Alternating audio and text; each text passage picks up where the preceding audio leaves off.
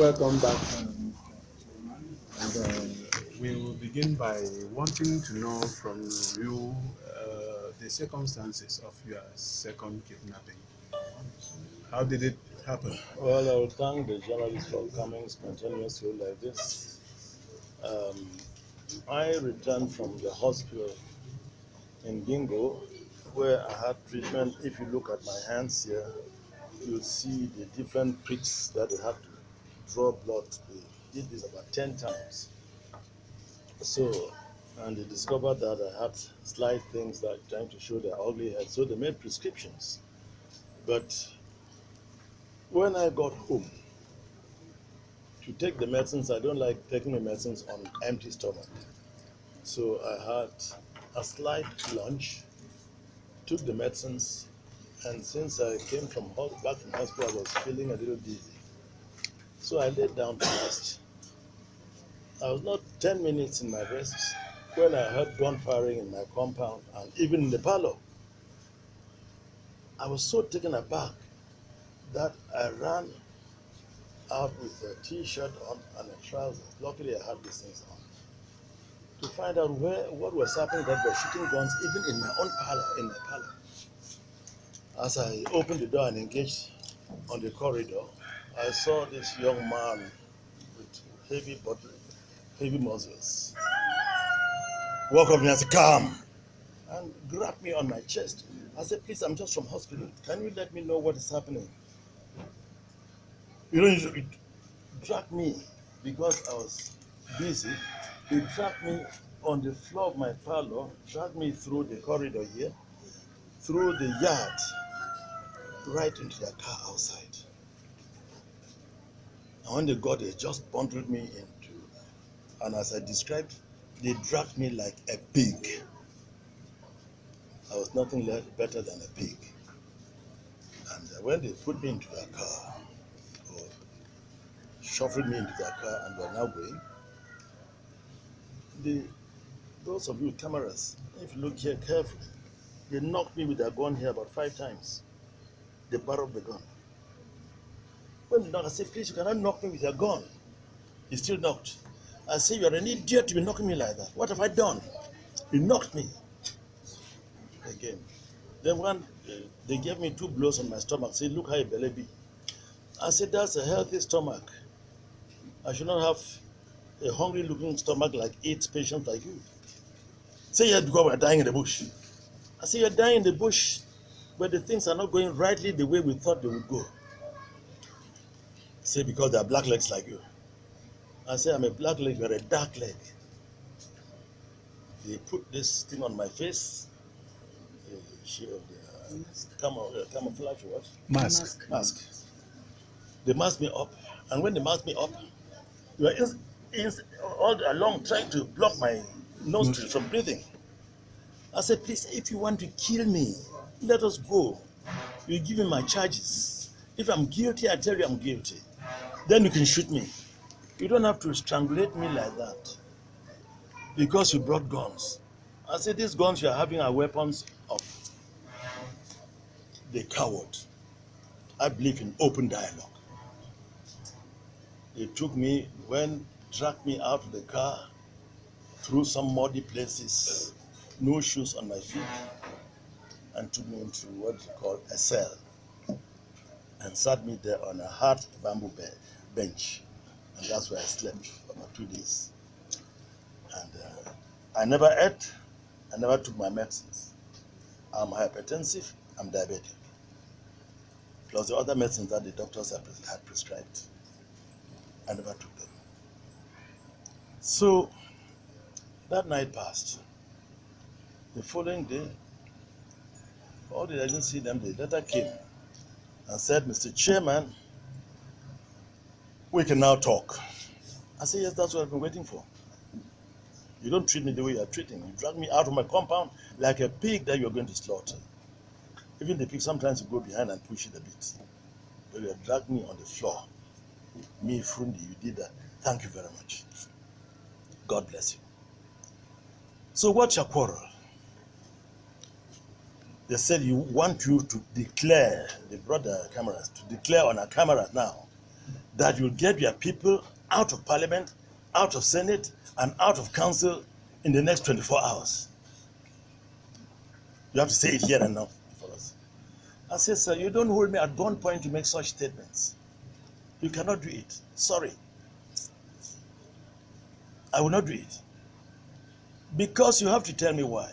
They say, no, they're disturbing our cause.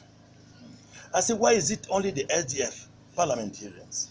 They said, because those are parliamentarians who have faith and confidence in. When they come out, we'll know what to do with the rest. I said, okay, fine.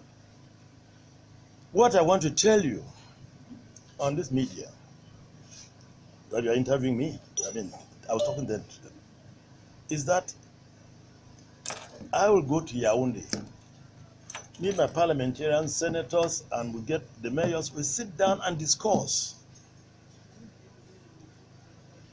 and look at the best way of doing it. Because you cannot just come with your gun and say, free to get and start running out. No. So, I know that the SDF parliamentarians have struggled, done everything to table the Anglophone issues on the floor of parliament to no avail. The senators in the first Senate, who were all Francophones, struggled to table it to no avail. In the second Senate, they've all been fighting to get it even on the agenda that it should be discussed to no avail. So, but we had our own approach. And the approach I explained to them off camera. And that if they think that the SDF senators, parliamentarians, and whoever should get out of parliament, I want to go to Yaoundé and discuss with them, but not in the 24 hours they were giving me, because that's not the democracy we ushered in. So, I had stood on the floor of the Supreme Court and told the judges that, my lords, this is not the unification we fought for. This is not the unification we came into, where there's no rule of law, where there's no justice in our land. And you have to do it now with the barrel of the gun. You can go ahead, but I must go and discuss it with my parliamentarians, with my mayors, and with my senators. When I discuss with these people, and we have a way out, I will come back to you. They say, yes, but you've never been coming to us, you've never come to see us, you've never visited us. I say, because you've never invited me. Others have come to me. Others have invited me, I've talked to them. They've sent their leaders, and I've spoken to them. But when you have to come but with a gun, and you drag me down like a pig, in my own person in this country, it's very unfortunate for you.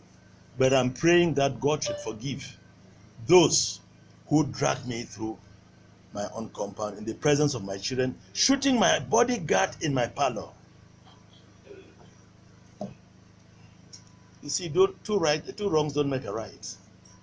So, to you journalists, I think that we're in trouble in the country. Because anybody who has an opinion thinks that his or her own opinion is supreme. But I still believe in the democracy that the SDF ushered in. I still believe in the rule of law that we talked of. I still believe in quite a lot of things that we talked of in the 90s. But if today you have yourselves being boxed up and down to say you must say it this way, well, if Cameroonians will listen to me, I'll say give in to them. Do what they want you to do. Let us see what they can do. They can also do to avoid the situation. You never can tell. Sometimes a little child might solve a problem. But I do not believe in the type of administration where each individual thinks that he knows best, he is the best. Because today, with Mr. Biya, he has never invited us for anything to say, look, listen, these things are happening. What do we do SDF? What do we do Northwest North? What do we do the funds that you made me fond of funds? What do we do in the face of this? They're just pushing out issues. They had to form the bilingualism commission.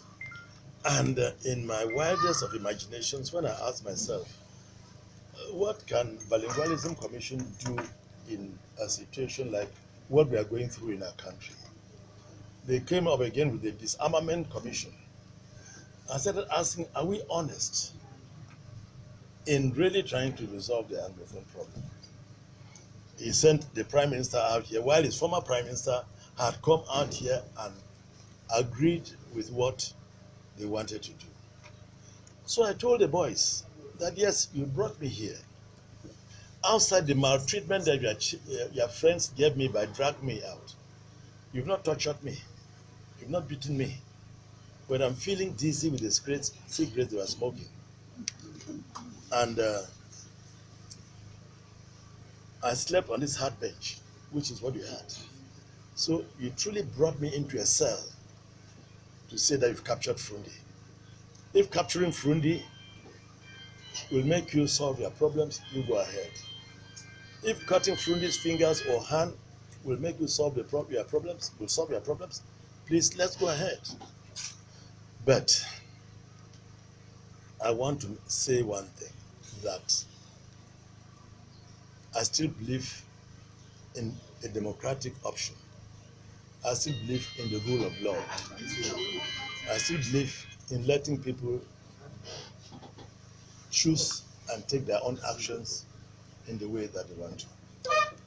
Yes, maybe this last question, Mr. Chairman, this attitude, what message will you give to those who think this brutal approach, this brutal attitude of solving the problem is what should be done? I mean, constantly kidnapping and torturing people, as was the case with you. What message to them, and of course to the Cameroonian people, many of whom are suffering because of such attitude? Well, but you see, the Anglophone crisis is centering on Frundi, because there in the camp I met boys who told me, because our brother killed in Baba, you killed our brother in Baba, you killed our brother in Baba. But the brother killed in Baba, he was killed by the army because they burned my house. So if they are coming up with a system of government that you burn a house, you've done a good thing, they cheer you and you go, then what society are we building? So I decry that the burning of houses, the kidnapping of people, the taking of people hostages to make money, I condemn in very strong terms the house destructions from both sides, from the regular army and from the Ambazonian army. Because Anglophone Cameroonians today are not free. They cannot move about freely. They are not safe in their own homes. Some of them in the night, they leave their beds and sleep under the bed. So I think that when you want to take care of people, you have to be humble, you have to be civil. Like I told them in the night, in the camp, please, can you give us a human face to the struggle, to the fight you are fighting? You want to take care of the people. Be friendly to the people. Let them see a different type of administration coming, and not an administration that you have to cut fingers, you have to cut hands, you have to abduct people, ask for ransom, you have to. And I told them that as long as the real Ambazonians are not condemning this, then I condemn them for that. Because I had said it before. Chairman, we'll know from you how you were finally released. Yes, how will I told them before that as long as you don't condemn the person who's done a wrong thing, it will mean that it's you who did the wrong thing, and that you accept it. They came in the morning when we had the interviews, they sang the Ambazonian anthem and made their pictures with me standing in front of the Ambazonian flag. They said they were coming to release me, and I waited. They never came in the early hours of the day. It's at about 9:30 that they came and took me out, that they were taking me away. p.m. I have to go home 9:30 p.m. last night. And as they dragged me here, I went there barefooted. They gave me some 2-rope slippers, which were very uncomfortable, as troublesome as a bamboo bed on which the bamboos are not all correct full. So I was struggling with those. And when I finally climbed the motorcycle, one of the slippers foot fell. They brought me a shirt, which I thought was mine. When I looked at the shirt, was not mine. They forced it on me. It entered and stood halfway.